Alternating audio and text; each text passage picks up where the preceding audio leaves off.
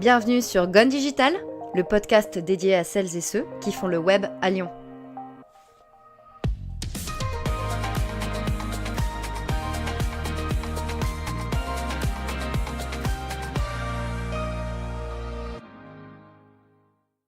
Hello tout le monde, c'est Alice et il s'agit du 9e épisode de Gone Digital. Aujourd'hui, j'invite Laura Molina, consultante social media chez Acti, ex-présidente du club des community managers de Lyon, enseignante et rédactrice. Hello Laura, merci d'avoir répondu à l'invitation. Comment vas-tu ? Ça va très bien, merci à toi pour cette invitation. Si je ne me trompe pas, tu es espagnole, c'est ça ? C'est ça, tout à fait. D'où viens-tu en Espagne ? Je viens d'une petite ville en bord de mer qui a une centaine de kilomètres de Malaga, dans le sud de l'Espagne. Pourquoi tu t'es installée à Lyon ? Alors Lyon, c'est la vie qui m'a amenée ici. C'est vrai que j'étais un enfant et une ado plutôt atypique. D'accord. Déjà, toute petite, j'étais passionnée par la culture française.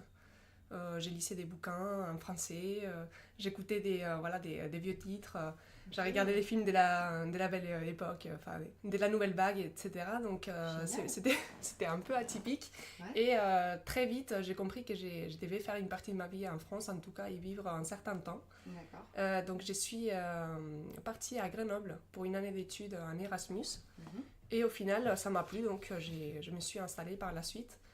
Et j'y ai passé quelques années à Grenoble et ensuite c'est le travail en fait qui a fait que je me suis installée à Lyon il y a déjà 5 ans. D'accord, donc Grenoble et ensuite. C'est ça. Okay. Je pose toujours cette question dans mon podcast. Quelle relation est-ce que tu entretiens avec le web ? Alors vaste question. Le web fait quand même partie intégrante de ma vie.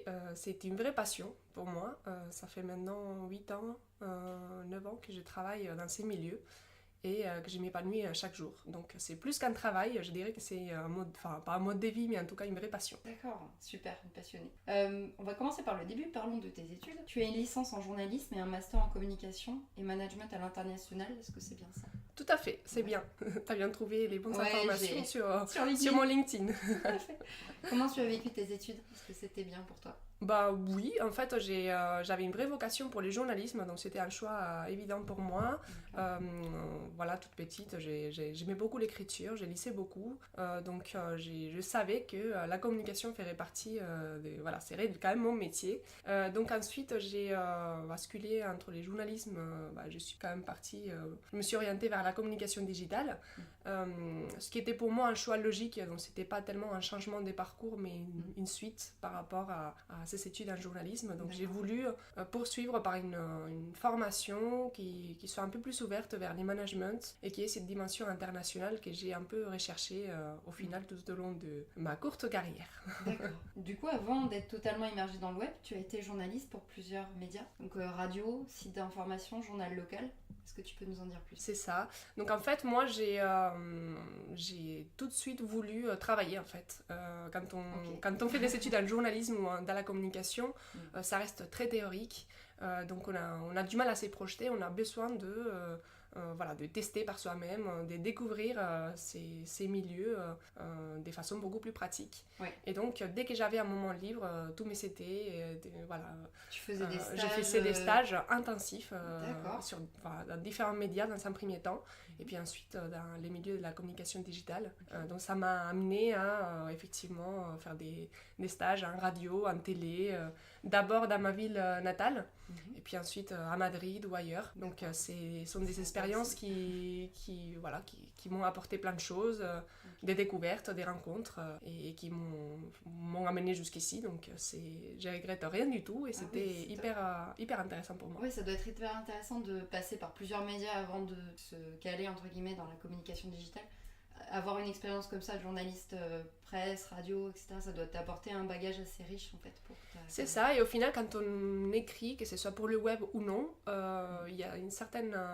il y a des astuces, il y a des techniques qu'on apprend et qui ont toujours été là, j'ai envie de dire. La pyramide inversée. Exactement, entre autres. Et du coup, c'est hyper enrichissant, je pense, de commencer par la base et ensuite évoluer au même rythme que le digital au final. Parce que c'est vrai qu'il y a plein des techniques qu'il faut maîtriser aujourd'hui pour écrire sur les web, mais n'empêche que c'est intéressant de connaître aussi les bases de l'écriture tout court. De l'écriture journalistique aussi, tout à fait. C'est spécial. Ensuite, tu deviens attaché de presse et community manager chez Valeurs d'Images. Tu fais de l'animation de communauté, tu définis la stratégie éditoriale. Comment ça s'est passé? Très bien, en fait c'était une première expérience professionnelle hyper intéressante pour moi. J'ai eu la chance, alors que j'ai finissé mes études, un master à Grenoble, dès le premier jour, une fois que j'avais décroché mon diplôme, d'avoir un poste en agence des relations publiques, direct. C'était en fait à l'issue de mon stage de fin d'études que j'ai été embauchée, donc j'ai passé vraiment par toutes les étapes, stage, CDD, puis CDI, etc. Donc j'ai créé moi-même mon poste au sein d'une toute petite structure, donc j'en étais assez fière et c'est cette première expérience qui m'a permis de me lancer dans les community management. Donc je suis arrivée avec plein d'idées que j'ai soumises à la dirigeante à l'époque en lui disant bah voilà, déjà en 2010-2011, il faut aller vers la communication digitale, c'est l'avenir, il y a plein de choses qu'on peut apporter déjà aux clients de l'agence et c'est comme ça que j'ai construit et développé l'épaule digital de l'agence. Un bon flair. Oui, et puis c'est vrai qu'au début, c'était pas il y a si longtemps que ça, mais et en même temps 2010-2011 c'était quand même c'est un monde en digital et c'est vrai qu'au début les 2 premières années j'ai fait beaucoup des pédagogies, des vulgarisations autour du community management. Déjà mes clients ne connaissaient pas forcément ces termes au tout début. Ils s'est posé des questions sur leur présence en ligne, mais ils avaient du mal à identifier leurs objectifs, des cibles, de dresser des personas, de comprendre en fait ce que les réseaux sociaux pouvaient leur apporter. Alors maintenant c'est beaucoup plus simple, on a une ouverture plus évidente avec les prospects, les clients qui commencent à se poser les bonnes questions depuis le début et qui ont plus de facilité en fait à déléguer et à faire confiance aussi à des spécialistes. Comment ça t'est venu en fait le community management? Tu as fait de la veille ou ça t'est venu par quelqu'un? J'ai fait de la veille, oui, et c'est je dirais mes dernières expériences en journalisme qui m'ont orientée là-dessus. Pour la petite anecdote, donc j'avais fait des couvertures presse à Madrid pour un média qui s'appelle Silicon News, qui en fait appartient à Netmedia Europe, qui est un média aussi français à la base. Donc c'est un média qui évoquait toute l'actualité autour des nouvelles technologies et l'internet.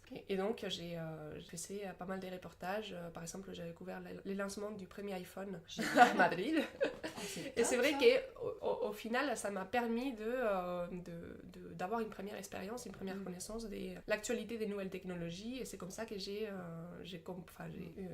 approché ce métier des community managers. T'as mis un pied dedans et après t'en es plus Exactement. Okay. Du coup, tu montes en grade pour devenir social media manager chez eux par la suite, mais ça tu l'as dit, donc en fait tu passes stage, CDD, CDI et tu crées ton propre poste. C'est ça. Au final, peu importe l'intitulé du poste, parce que c'est vrai que je pense que community manager est les termes quand même qui résument les mieux notre métier. Donc c'est vrai que en évoluant vers un poste plus stratégique, souvent on change notre intitulé pour celui des consultants médias sociaux, social media manager. Au final, moi ce que j'en retiens, c'est qu'effectivement j'ai démarré par des projets un peu plus opérationnels et avec l'expérience, forcément j'ai acquis des connaissances qui m'ont permis de monter un peu en grade et d'accompagner des clients qui de plus en plus structurés et qui avaient des besoins plus définis aussi. En octobre 2013, tu es embauchée à l'agence Acti, où tu es déjà depuis presque 5 ans comme consultante social media. Est-ce que tu peux nous dire un peu qu'est Acti et ce que tu fais là-bas? Alors Acti est une agence digitale qui aide les entreprises à dialoguer, à converser avec les marques, donc par plein des pistes possibles. C'est comme déjà les développements des sites internet, d'applications mobiles, des dispositifs digitaux, et bien entendu par le marketing digital et les social media qui sont des leviers indispensables au sein de l'agence. Donc moi je fais partie de ces pôles social media marketing et où je travaille depuis 5 ans. Je sais qu'Acti possède plusieurs expertises, j'ai vu sur le site web qu'il y avait consulting, brand content, engagement et performance sur laquelle tu interviens le plus. Engagement. Quand même engagement qui est notre marque qui concerne les métiers liés au social media et à la communication digitale. Donc c'est vrai que j'interviens notamment sur des problématiques liées à l'e-réputation, la notoriété, donc un aspect monitoring, veille des marques, gestion des crises par exemple. Ensuite sur tous les volets community management, donc dès la stratégie social media jusqu'à la mise en place des calendriers éditoriaux, la gestion opérationnelle des plateformes sociales et les reporting, et puis enfin tout ce qui va concerner la relation influenceur également. Donc c'est vraiment tous les métiers liés à la communication digitale, dès la première idée des bases jusqu'à la production du contenu. En parlant de gestion de crise, tu as déjà eu à gérer une grosse crise pour un de tes clients? Oui, c'est déjà arrivé. On travaille notamment pour des clients dans des sujets, des milieux sensibles comme le food. Donc forcément, ce sont des marques qui sont particulièrement sensibles et à alerte par rapport aux mentions digitales qui peuvent leur concerner. Donc ça fait partie intégrante de nos métiers aujourd'hui, d'être en veille et en écoute active de ce que disent les internautes sur Internet. Ma prochaine question, c'est quel projet t'ont le plus éclaté? Quel client est-ce que tu as aimé Alors c'est difficile d'en choisir un.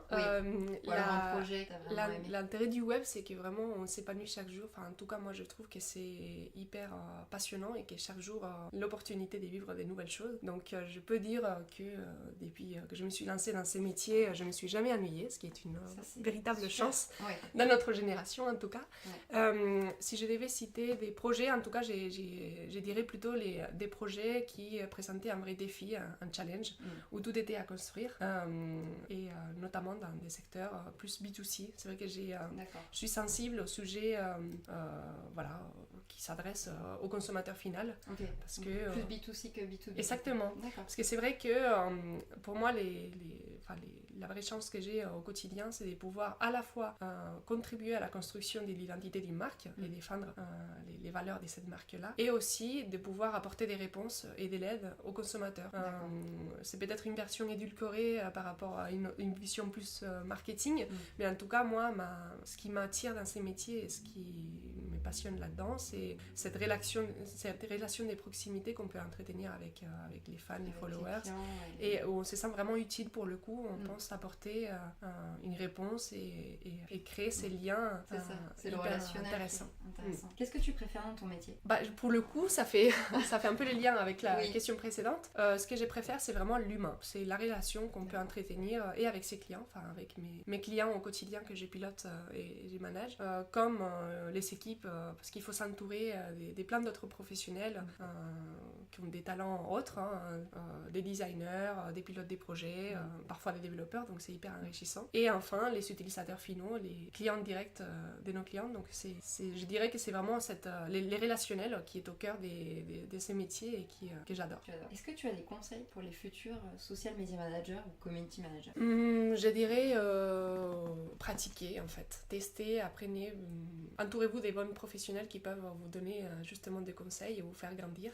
Je dirais que moi je suis arrivée là grâce aux rencontres que j'ai pu faire tout au long de ma vie, parfois des rencontres un peu hasardeuses, et c'est comme ça qu'au final on s'est construit, quel que soit le métier d'ailleurs, et qu'on a la possibilité d'évoluer. Donc je dirais oubliez entre guillemets ce qu'on apprend à l'école et tournez-vous vite vers les expériences professionnelles, les stages, osez frapper à différentes portes pour découvrir différents univers. Et toi tu t'es déjà dit quand tu as eu une offre d'emploi par exemple, je suis pas qualifiée pour le poste ou j'ai pas ces compétences là mais j'y vais quand même? Je dois dire que j'ai rarement suivi un circuit des recrutements classiques. Je pense que dans nos métiers, tout passe par le relationnel et par les réseaux. Et donc, au final, je suis arrivée à Lyon parce que j'ai rencontré Christophe Ramel, qui est aujourd'hui à la tête du pôle social media chez Acti. Voilà, donc ça fait quelques années maintenant que je suis pas dans ces circuits des recrutements classiques. Mais si je devais le suivre, je dirais oui, il faut oser, il faut pas hésiter à appeler les agences ou les annonceurs et pourquoi pas proposer son profil. Moi, je pense qu'on a tout à gagner. Et c'est d'ailleurs comme ça que je vois les choses quand je reçois moi-même des coups de fil d'étudiants qui ont besoin d'aide pour rédiger leur mémoire, leur thèse, ou qui ont des questions sur le digital. En général, la porte est toujours grande ouverte parce que je pense que c'est la bonne façon de faire et que c'est comme ça qu'on apprend. Oui, c'est de l'entraide aussi, c'est-à-dire que toi, tu apprends des étudiants et inversement, bien sûr. Ouais, j'ai toujours besoin, moi je dirais que j'ai toujours besoin d'échanger, de partager. C'est ce qui me nourrit au quotidien et c'est pour ça aussi que j'avais fait les choix de ces métiers en fait. C'est que je me disais que déjà c'était un métier hyper innovant où on se remet en question tous les jours. On n'a jamais acquis quoi que ce soit en fait. Dès lors qu'on a l'impression de maîtriser une technique, ça évolue en permanence. Et donc c'est ça qui moi me fait vibrer. Quel est ton réseau social préféré et pourquoi? Alors c'est une question difficile, forcément en tant que social media manager ou consultant, on est obligé de regarder un peu tout ce qui s'est fait, mais on est quand même toujours des préférences. Je dirais que Twitter est mon réseau de prédilection. Comme Pierre. Oui, parce que c'est vrai que j'adhère beaucoup à cet humour qu'on retrouve sur Twitter. Oui. J'ai l'impression de faire toujours des rencontres et des découvertes un peu, des trouvailles surprenantes sur ces réseaux. Il y a une sorte d'intelligence en fait, quelque chose des malins, des pétillants dans les échanges qu'on peut avoir sur Twitter. Et forcément, comme c'est un réseau aussi qui est très proche de l'actualité et des médias, qui est quand même mon métier premier à la base, je suis sensible et j'aime bien ces réseaux. Mais je dois dire que de plus en plus, je passe beaucoup de temps sur Instagram parce que je suis aussi sensible à l'aspect créatif et je pense qu'il y a une mine d'informations et c'est hyper intéressant en fait, les différentes approches qu'on trouve sur Instagram, des créateurs, des artistes. Donc c'est hyper intéressant, mais c'est vrai que de plus en plus d'annonceurs ont quelque chose d'hyper léché, un esthétisme qui est de plus en plus recherché et ça perd un peu en authenticité. Pour la spontanéité, j'ai retiendrai du coup Twitter. Oui. Où vois-tu ton métier aller dans les années à venir ? Eh ben, je n'en sais rien. Est-ce que ça existera toujours ? Alors, c'est la question piège. Que feras-tu dans 5 ans ? Je n'en sais rien. J'espère en tout cas qu'il y aura toujours une part d'humain qui sera importante. Quand on parle des chatbots, des choses comme ça, moi je pense qu'il y a certes des outils qui permettent d'automatiser certaines choses, c'est l'avenir, mais en même temps il y aura toujours besoin d'humains derrière pour gérer ces outils-là.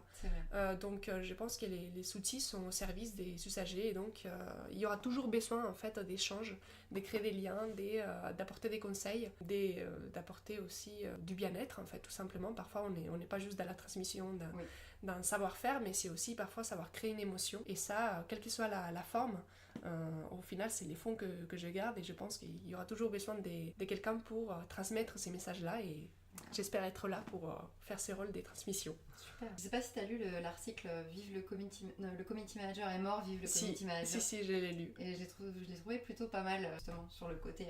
Au-delà du titre un peu clickbait effectivement. Non ouais, mais les fonds du message est là. Oui voilà, rester humain. L'humain est au centre du métier. C'est ça. Tu es active dans l'écosystème web lyonnais. Tu as été présidente du club des CML. Oui. Ce que c'est. Donc c'est une belle association qui regroupe les professionnels du social media et pas que sur l'agglomération lyonnaise. Donc je crois qu'il y a une 50aine de community managers actifs sur Lyon, mais il y en a plein d'autres qui ont ces rôles-là et qui ont peut-être un autre intitulé, un autre poste plus générique sur la communication, les digitales ou le marketing. Donc je pense qu'à un moment donné, il y a quelques années, il y avait un réel besoin d'échanger parce qu'on n'était encore pas assez nombreux, qu'on était parfois un peu perdus parce que c'est vrai que le rôle du community manager est parfois très vaste. Et on est assez multicasquette et on se retrouve face à plein des problématiques. Donc c'est presque impossible de tout maîtriser, on va toujours avoir une affinité pour une chose ou une autre. Donc d'où l'intérêt de savoir s'entourer. Et c'était le rôle de cette association, de pouvoir échanger, s'entraider et faire des rencontres, tout simplement. Tu es aussi intervenante dans des écoles ? Lesquelles ? Est-ce que ça te plaît d'enseigner ? Oui, alors c'est vrai que c'est encore une fois ce besoin d'échanger, de partager qui m'a amenée à être intervenante de façon ponctuelle ou plus sur les longs termes sur certaines écoles. Donc déjà à Grenoble, j'avais commencé à donner quelques cours, donc c'était assez drôle parce que j'étais moi-même assez jeune et parfois j'avais une différence d'âge avec les étudiants qui était pas très importante, donc c'était assez drôle. Et depuis que je suis à Lyon, donc j'ai déjà donné des cours à l'ISCPA ainsi qu'à Lyon 3. Donc c'est à la fois dans les publics et les privés, sur parfois des parcours en infocom assez généralistes, et comme des masters un peu plus spécialisés. Donc j'ai vu des groupes assez variés, et aujourd'hui je suis encore en contact avec certains anciens étudiants, donc c'est hyper intéressant. C'est super bien. Ouais, super bien. Et puis c'est toujours chouette quand il y a quelqu'un qui revient vers toi et qui te dit moi j'ai été vraiment inspirée par ces cours, donc j'ai eu envie de me lancer dans les community management par exemple. Donc ça fait plaisir. Et que je me suis lancée ça c'est quand même un grand mot, mais en tout cas ce serait pas grâce à moi, mais de se dire qu'on a contribué dans la vie de quelqu'un quand même, qu'on a apporté quelque chose et qu'on a donné cette envie, c'est quand même sympa. C'est enrichissant. Ouais, vraiment. Est-ce que tu peux nous parler un peu de ton équilibre vie pro, vie perso ? Parce que tu arrives bien à mener ça, c'est un sujet que j'aborde avec les freelances notamment, mais je pense qu'on peut parler avec...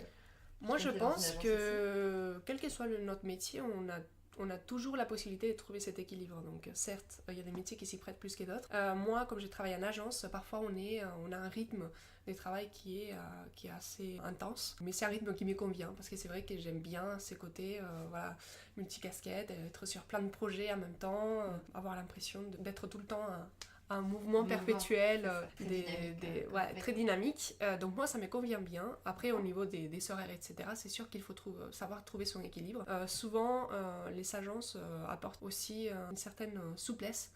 Donc c'est intéressant parce que au final, à partir du moment où on est responsable de son travail et qu'on peut le faire correctement et qu'on suit ses clients comme il le faut, dès lors que le travail est fait, on a parfois une certaine souplesse aussi sur les horaires, ce qui nous permet d'avoir une vie familiale à côté ou une vie personnelle épanouie. Donc à ces niveaux-là, je dirais que j'ai trouvé le bon rythme qui me convient. D'accord. Est-ce que tu peux nous donner tes outils fétiches ou des logiciels que tu conseilles ?